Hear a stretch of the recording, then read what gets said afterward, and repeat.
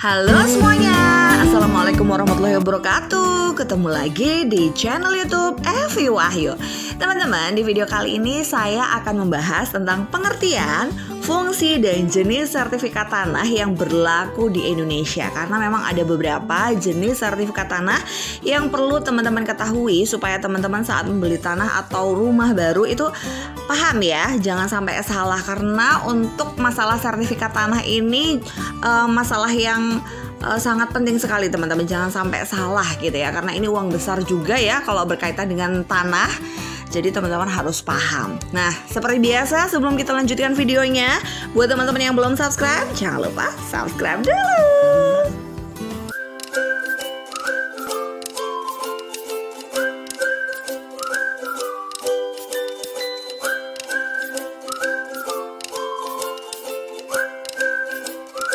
Oke, langsung saja kita lanjutkan videonya. Jadi teman-teman, seperti yang saya katakan tadi, di video kali ini kita akan membahas tentang jenis-jenis sertifikat tanah, tentang pengertiannya, fungsinya, dan jenisnya ya, apa aja yang berlaku di Indonesia. Nah, seperti kita ketahui, sertifikat tanah itu adalah bukti kepemilikan hak atas tanah dan atau bangunan yang diakui dalam hukum Indonesia. Dan sertifikat tanah dibuat oleh pejabat pembuat akta tanah atau PPAT dan juga diterbitkan oleh Badan Pertanahan Nasional atau BPN ya teman-teman ya. Kemudian untuk sertifikat tanah ini berfungsi sebagai surat tanda bukti yang berisi tentang data fisik dan juga yuridis suatu lahan. Nah, sepanjang data fisik dan yuridisnya sesuai dengan surat ukur dan buku tanah, maka sertifikat tanah tersebut dinyatakan sah gitu. Jadi kalau nggak sama isinya, maka itu nggak sah ya teman-teman. Jadi kalau teman-teman beli tanah, dicek dulu tuh yang benar-benar, di cross check juga di lapangan. Jangan-jangan ukurannya salah atau jangan-jangan malah lokasinya nggak benar gitu ya. Jadi kita cek dulu. Kemudian jika teman-teman membeli tanah atau rumah, maka teman-teman harus melakukan pendaftaran tanah atau balik nama sertifikat demi mendapatkan kepastian hukum ya. Untuk tujuan pendaftaran tanah tertuang dalam pasal 3 PP nomor 24 tahun 1997 diantaranya ya. Untuk mendaftarkan tanah itu, balik namanya tujuannya adalah untuk memberi kepastian dan perlindungan hukum kepada pemegang hak atas suatu bidang tanah, satuan rumah susun, dan hak lain yang terdaftar agar membuktikan dirinya sebagai pemegang bersangkutan. Yang kedua adalah untuk menyediakan informasi kepada pihak-pihak yang berkepentingan termasuk pemerintah agar mudah memperoleh data yang diperlukan. Kemudian yang ketiga, untuk penyajian data atas peta pendaftaran, daftar tanah, surat ukur, buku tanah, dan juga daftar nama di kantor pertanahan. Kemudian yang keempat, agar terselenggaranya tertib administrasi pertanahan seperti kayak pajak dan lain sebagainya gitu, perlu juga ini ya teman-teman, supaya teman-teman bayar pajaknya lebih gampang, tanahnya udah terdaftar seperti itu.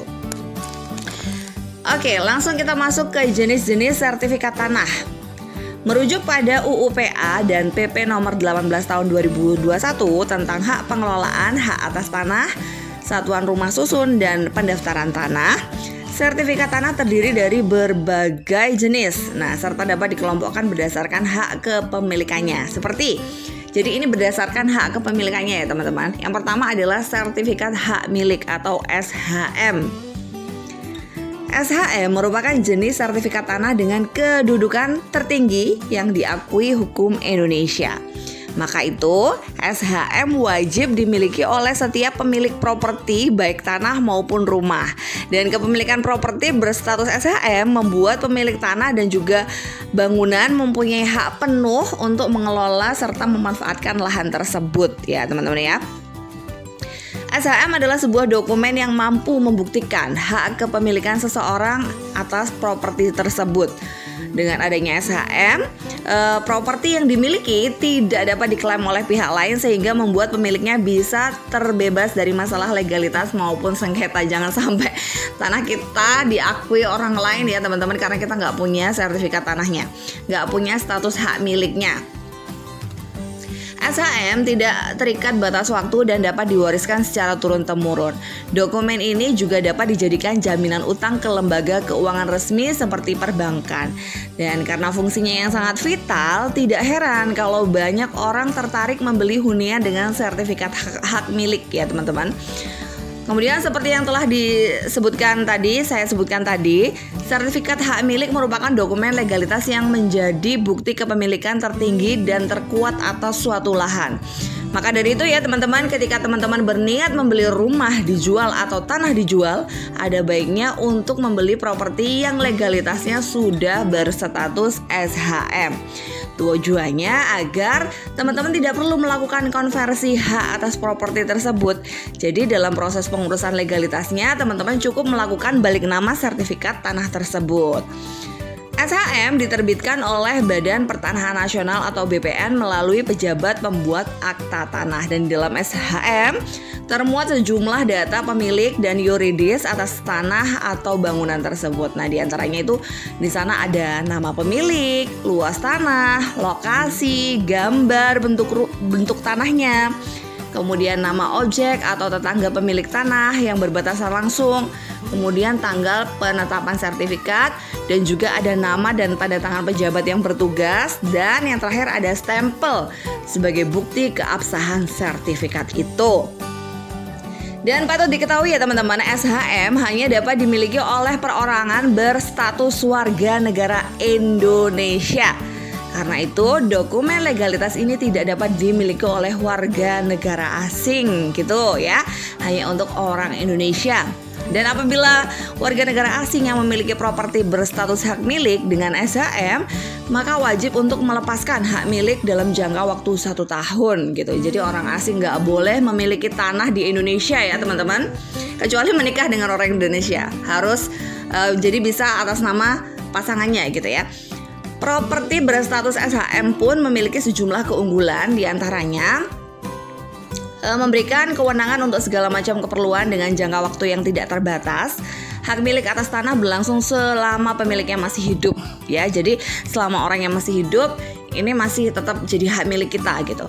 SHM memiliki keleluasaan untuk melanjutkan hak milik kepada ahli waris selama memenuhi sejumlah syarat dan ketentuan perundang-undangan. Jadi ini kita bisa mewariskan, misalnya saya wariskan ke anak cucu saya gitu ya. Kemudian memiliki kedudukan dan keleluasaan yang lebih tinggi dibandingkan hak guna usaha atau HGU dan juga hak guna bangunan atau HGB. Terus kelebihan yang terakhir adalah dapat diperjualbelikan, disewakan, diwariskan, digadaikan sementara dan dijadikan jaminan peminjaman dana ke bank. Jadi kalau kita sudah memiliki sertifikat SHM ini kayak dewa banget ya teman-teman. Jadi kita bebas melakukan apa aja, bisa digadaikan ke bank, bisa buat pinjam uang gitu ya. Jadi aman kalau udah sertifikatnya sertifikat hak milik.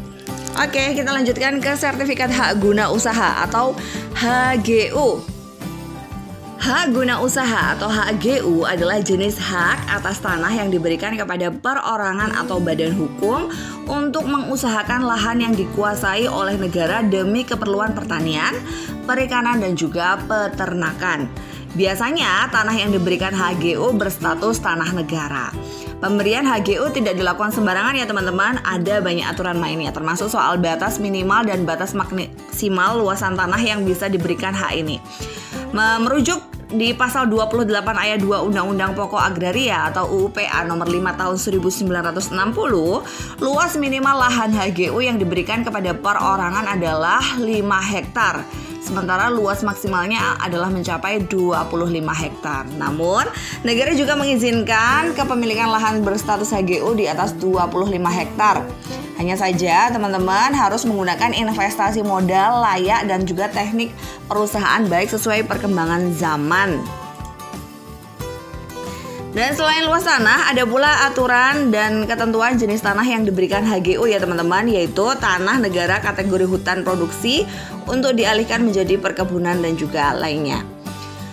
Kemudian, siapa pihak yang boleh memiliki hak guna usaha? Nah, Tanah HGU tidak diberikan kepada sembarang pihak ya teman-teman. Ketentuannya telah diatur berdasarkan hukum yang jelas di dalam perundang-undangan. HGU hanya diberikan kepada perorangan berstatus warga negara Indonesia atau WNI. Jadi kalau WNA nggak bisa ya teman-teman, atau badan hukum yang didirikan menurut hukum dan berkedudukan di Indonesia. Jika badan hukum pemegang HGU sudah tidak memenuhi persyaratan di atas, maka wajib melepaskan dan mengalihkan hak tersebut kepada pihak lain. Jadi kalau warga negara asing tidak bisa memiliki HGU ini ya teman-teman. HGU wajib dilepaskan atau dialihkan dalam jangka waktu 1 tahun. Jika tidak, maka hak tersebut akan dihapuskan. Walaupun kita nggak mengalihkan, yaudah langsung dihapus gitu aja kalau kita orang asing ya. Kemudian kewajiban dan larangan bagi pemegang hak guna usaha. Nah, dasar hukum mengenai kewajiban pemegang HGU ini diatur dalam pasal 12 ayat 1 Peraturan Pemerintah nomor 40 tahun 1996. Nah, isinya ada beberapa poin ya teman-teman. Nanti teman-teman bisa baca selengkapnya, akan saya tulis di layar ya. Yang pertama adalah membayar uang sebagai pemasukan kepada negara. Ya pasti ya, kalau kita mau pakai tanahnya ya pasti kita harus bayar ya, karena itu bukan tanah kita. Kemudian melaksanakan usaha pertanian, perkebunan, perikanan, dan juga peternakan sesuai peruntukan dan persyaratan sebagaimana yang telah ditetapkan dalam keputusan pemberian haknya. Kemudian mengusahakan sendiri tanah HGU dengan baik sesuai dengan kelayakan usaha berdasarkan kriteria yang ditetapkan oleh instansi teknis. Nah, selanjutnya teman-teman bisa baca sendiri supaya nanti videonya nggak kepanjangan ya. Kemudian ada pula larangan atau hal-hal yang tidak boleh dilakukan oleh pemegang HGU, diatur dalam pasal 28 PP nomor 18 tahun 2021. Ketentuannya adalah yang pertama, menyerahkan pemanfaatan tanah HGU kepada pihak lain kecuali dalam hal diperbolehkan menurut peraturan perundang-undangan. Jadi kita nggak boleh sembarangan menyerahkan pemanfaatan HGU ini kepada pihak lain ya teman-teman. Atau malah mungkin jadi makelar atau calo gitu, nggak boleh banget ya. Mengurung atau menutup pekarangan atau bidang tanah lain dari lalu lintas umum, akses publik, dan juga jalan air. Kemudian tidak boleh membuka atau mengolah lahan dengan cara membakar, merusak sumber daya alam dan kelestarian kemampuan lingkungan hidup, dan juga tidak boleh menelantarkan tanahnya. Dan tidak boleh juga mendirikan bangunan permanen yang mengurangi fungsi konservasi tanggul, fungsi konservasi sempadan, atau fungsi konservasi lainnya. Dalam areal hak guna usaha terdapat sempadan badan air atau fungsi konservasi lainnya. Dan juga teman-teman, hak guna usaha ini ternyata ada jangka waktunya loh ya. Patut diketahui HGU terbatas jangka waktunya selama 25 tahun saja teman-teman. Namun untuk perusahaan atau badan usaha yang memerlukan waktu pengelolaan lebih lama, maka dapat diberikan jangka waktu penguasaan paling lama 35 tahun. Jadi dari 25 tahun dikasih ekstra 10 tahun jadi 35 tahun ya teman-teman. Artinya HGU dapat diberikan minimal selama 25 tahun dan maksimal 35 tahun. Apabila jangka waktu pengelolaan telah habis, pemegang hak atas tanah tersebut dapat mengajukan perpanjangan hingga paling lama 25 tahun. Nah, perpanjangan HGU dapat dilakukan apabila perorangan atau badan hukum yang diberikan hak ini dapat memenuhi sejumlah syarat. Seperti tanahnya masih diusahakan dengan keadaan, sifat, dan tujuan yang baik. Syarat pemberian hak dipenuhi dengan baik oleh pemegang hak. Pemegang HGU masih memenuhi syarat sebagai pemegang hak.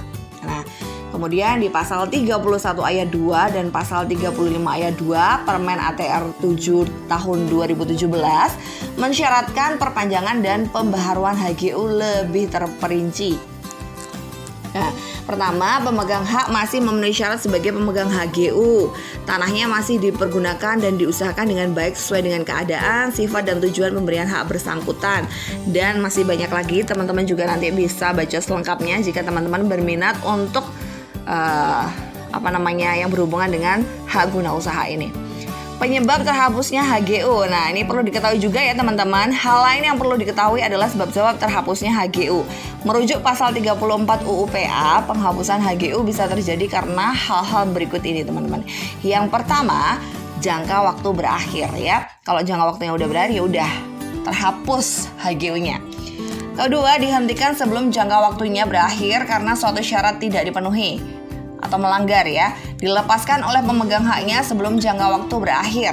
Haknya dicabut untuk kepentingan umum, tanahnya ditelantarkan, tanahnya musnah. Waduh, tanahnya musnah gimana sih cara memusnahkan tanah ya? Cara mengubah HGU ke HGB, ini banyak yang bertanya ya. Apakah mungkin hak guna usaha ini bisa ditingkatkan statusnya atau dikonversi menjadi hak milik? Nah, sayangnya HGU tidak bisa dikonversi menjadi hak milik ya teman-teman, sebab tanah yang diberikan HGU berstatus tanah milik negara. Jangan main-main ya, karena ini tanah negara. Seperti diketahui, SHM hanya diterbitkan pada tanah dengan status milik perorangan. Nah, meski begitu, status HGU dapat dikonversi menjadi hak guna bangunan dan hak pakai. Hal tersebut tercantum dalam Peraturan Menteri ATR Kepala BPN Nomor 18 Tahun 2021 tentang tata cara penetapan hak pengelolaan dan hak atas tanah ya teman-teman. Nah, namun perubahan tersebut juga baru bisa terjadi apabila telah memenuhi dua kondisi yang dipersyaratkan. Misalnya, tanah HGU digunakan untuk mendirikan bangunan yang menunjang kegiatan usaha atau terjadi revisi rencana tata ruang. Kemudian disebutkan dalam pasal 164 ada beberapa contoh bangunan di atas tanah HGU yang bisa diberikan dan diubah menjadi HGB atau hak pakai. Nah, jenis bangunan ini diantaranya seperti emplasmen, bangunan pabrik, gudang, tempat tinggal sementara karyawan, atau bangunan lainnya yang menunjang kegiatan usaha. Oke, kita lanjut ke yang ketiga adalah sertifikat hak pakai. Sertifikat hak pakai adalah dokumen legalitas yang memberikan hak bagi seseorang atau badan usaha untuk memanfaatkan tanah negara atau milik orang lain. Nah, tanah hak pakai sendiri dapat dimanfaatkan oleh masyarakat maupun lembaga yang membutuhkan, asal penggunaannya sesuai dengan ketentuan yang sudah ditetapkan. Dan pihak-pihak yang mendapatkan hak pakai memiliki hak untuk mengembangkan tanah tersebut, baik membuat sebuah bangunan atau pengelolaannya sebagai lahan produksi. Jadi bebas ya teman-teman, gak hanya untuk pertanian peternakan saja. Sekilas pemahaman mengenai sertifikat hak milik mirip dengan hak guna bangunan ya teman-teman. Akan tetapi kedua jenis sertifikat tanah ini merupakan dokumen dua yang berbeda. Begitu pula dengan fungsi dan juga jenis hak yang terkandung di dalamnya. Nih, di sini saya akan bahas mengenai pengertian dan ketentuan hak pakai ya teman-teman. Pengertian hak pakai dijelaskan pasal 41 Undang-Undang Nomor 5 Tahun 60 tentang Peraturan Dasar Pokok-Pokok Agraria atau UPA. Dalam bait tersebut disebutkan bahwa hak pakai adalah hak menggunakan dan atau memungut hasil dari tanah yang dikuasai langsung oleh negara atau tanah milik orang lain yang memberi wewenang dan kewajiban yang ditentukan dalam keputusan pemberiannya oleh pejabat yang berwenang, memberikannya atau dalam perjanjian dengan pemilik tanahnya yang bukan perjanjian sewa-menyewa atau perjanjian pengolahan tanah. Segala sesuatu asal tidak bertentangan dengan jiwa dan ketentuan Undang-Undang Pokok Agraria. Karena itu bisa disimpulkan bahwa sertifikat hak pakai adalah hak guna properti yang diberikan kepada pihak lain dengan tujuan dikembangkan, dibangun, dan sebagainya. Pemberian hak pakai terbatas jangka waktu ya teman-teman, sehingga orang yang menerimanya tidak bisa menguasai tanah tersebut secara penuh ya. Aturan mengenai jangka waktu pemanfaatan tanah negara dan tanah milik orang lain dengan hak pakai tercantum dalam pasal 45 Peraturan Pemerintah atau PP nomor 40 tahun 1996. Disebutkan bahwa jangka waktu pemanfaatan hak pakai maksimal 25 tahun dan bisa diperpanjang lagi 20 tahun kalau milik negara. Nah, meski begitu, kepemilikan hak pakai dapat dicabut atau batal karena hukum dengan ketentuan sebagai berikut. Dibatalkan menteri atau pejabat yang berwenang, pemegang hak pengelolaan dan pemegang hak milik sebelum jangka waktu berakhir karena tidak dipenuhi kewajiban-kewajiban pemegang hak pakai. Dan masih ada 2 poin lagi, teman-teman bisa baca sendiri, oke? Kemudian ada juga pertanyaan, apakah sertifikat hak pakai bisa menjadi hak milik? Meski berlaku dalam waktu yang cukup terbatas, nyatanya kita bisa merubah status properti hak pakai menjadi hak milik loh teman-teman. Namun ada beberapa syaratnya yang harus dipenuhi untuk melakukan hal tersebut. Yang pertama, pastikan properti tersebut layak ditingkatkan statusnya jadi hak milik. Berdasarkan keputusan Menteri Agraria atau Kepala Badan Pertanahan Nasional nomor 6 tahun 98, Status hak milik dapat diberikan atas tanah hak pakai yang dijadikan rumah tinggal milik perseorangan atau individu yang merupakan warga negara Indonesia dan memiliki luas 600 meter persegi atau kurang. Nah, di samping itu, pastikan juga status properti tersebut belum beralih hak ya teman-teman. Selanjutnya, peningkatan status hak pakai harus dilakukan sebelum jangka waktu penggunaan berakhir demi menghindari sengketa. Kemudian setelah syarat-syaratnya telah terpenuhi, teman-teman bisa mengajukan surat permohonan ke Badan Pertanahan Nasional setempat dengan membawa berkas-berkas. Dan ini nanti teman-teman bisa baca juga ya, dan akan saya jelaskan di video lain terpisah supaya video ini nggak kepanjangan. Seperti itu ya teman-teman ya. Kemudian yang keempat adalah sertifikat hak pengelolaan teman-teman atau HPL. Nah, HPL itu apa sih teman-teman? Hak pengelolaan atas tanah ini berbeda dengan hak atas tanah sebagaimana hak milik, hak guna, dan juga hak bangunan dan juga hak pakai ya teman-teman. Ini sangat berbeda.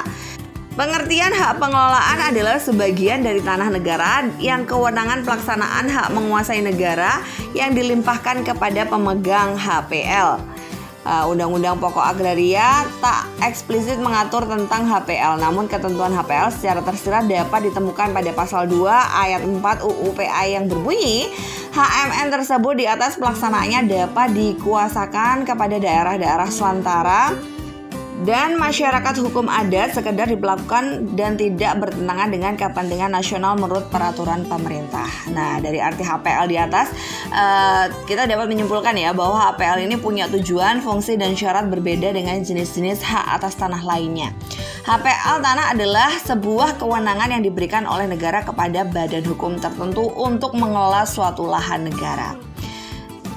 Nah, jadi itu tadi ya teman-teman, ada beberapa jenis sertifikat tanah dan masing-masing mempunyai fungsi dan juga pengertian masing-masing ya. Jadi teman-teman jangan salah kalau teman-teman beli bangunan ataupun tanah, diperiksa dulu sertifikatnya itu apa gitu supaya teman-teman nantinya tidak kecewa gitu ya.